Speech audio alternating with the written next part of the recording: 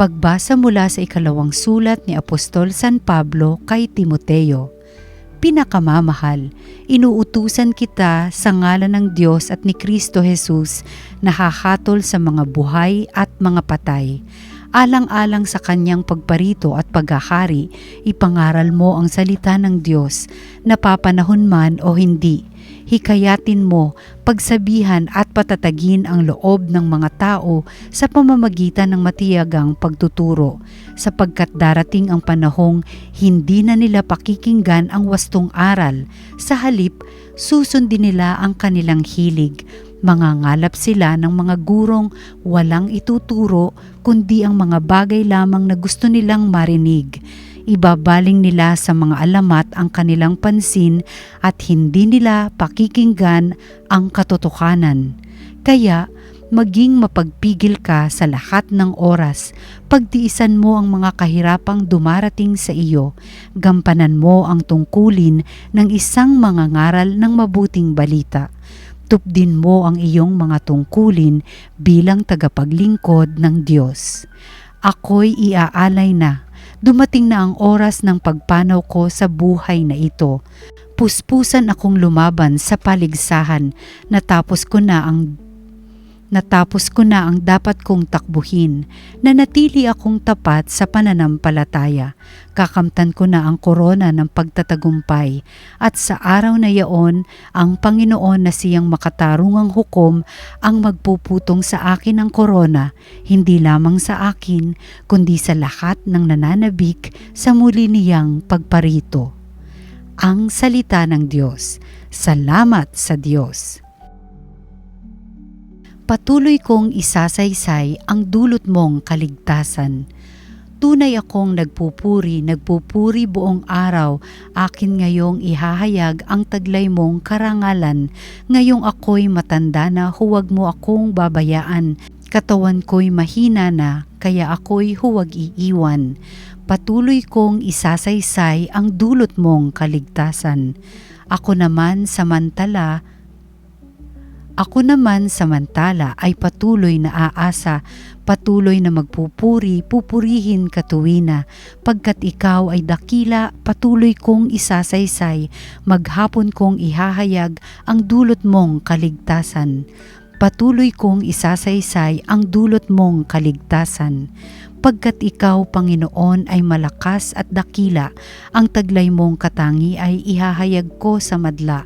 Sa pulpa sa pagkabata ako'y iyong tinuruan, hanggang ngayoy sinasambit ang gawa mong hinangaan. Patuloy kong isasaysay ang dulot mong kaligtasan.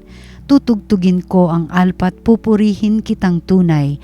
Pupurihin kita, O Diyos, dahil sa iyong katapatan. Mga imno ng papuri sa alpa ko'y tutugtugin. Iuukol ko ang tugtog sa iyo, banal ng Israel. Patuloy kong isasaysay ang dulot mong kaligtasan. Ang mabuting balita ng Panginoon ayon kay San Marcos. Noong panahong iyon, sinabi ni Jesus sa kanyang pagtuturo, "Mag-ingat kayo sa mga eskriba na mahilig maglalakad ng may mahahabang kasuotan at natutuwang pagpugayan sa mga liwasan. Ang ibig nila'y ang mga tanging luklukan sa mga sinagoga at ang mga upuang pandangal sa mga piging.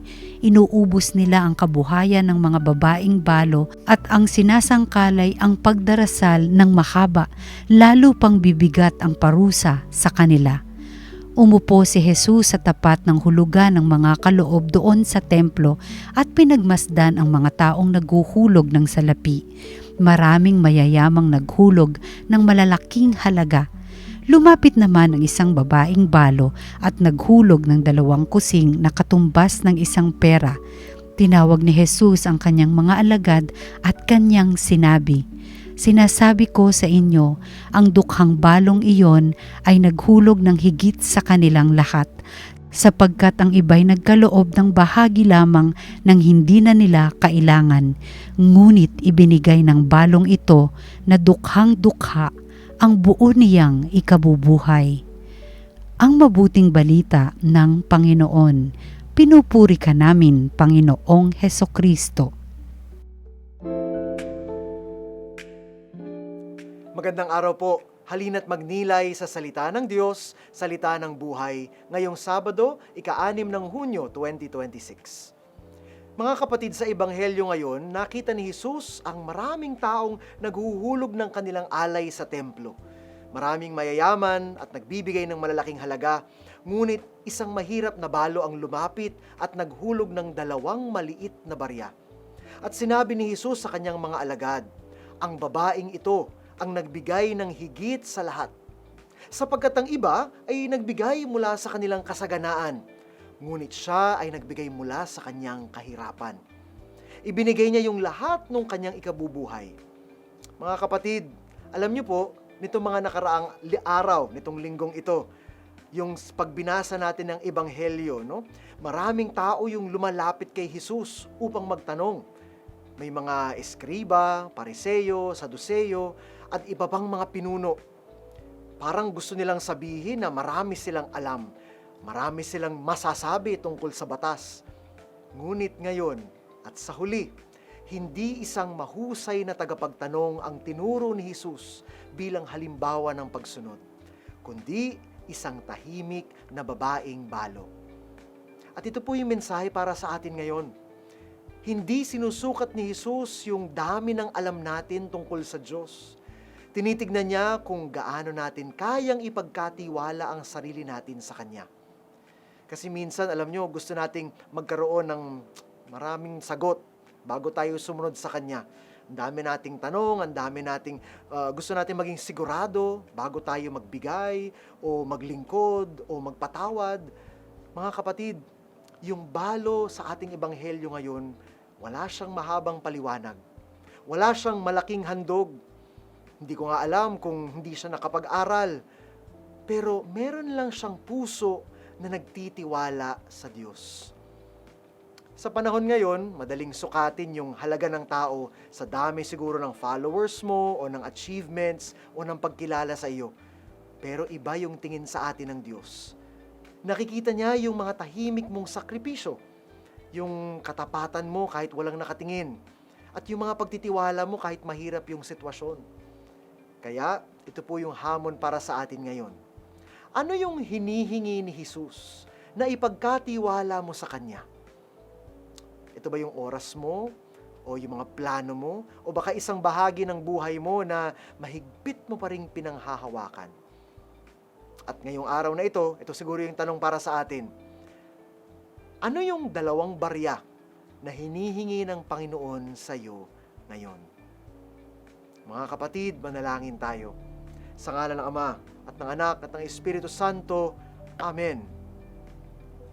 Panginoong Hesus, turuan niyo po kaming magtiwala sa iyo ng buong puso. Tulungan niyo po kami na ibigay ang lahat sa inyo, tulad ng babaeng balo, ibigay ang aming makakayanan. Hindi man marami ang aming nalalaman o maraming tanong, pero sa aming puso at sa aming kilos, maipakita namin ang pagtitiwala namin sa iyo. Amen. Sumainyo ang Panginoon at pagpalain kayo ng makapangyarihang Diyos, Ama, Anak, at Espiritu Santo. Amen.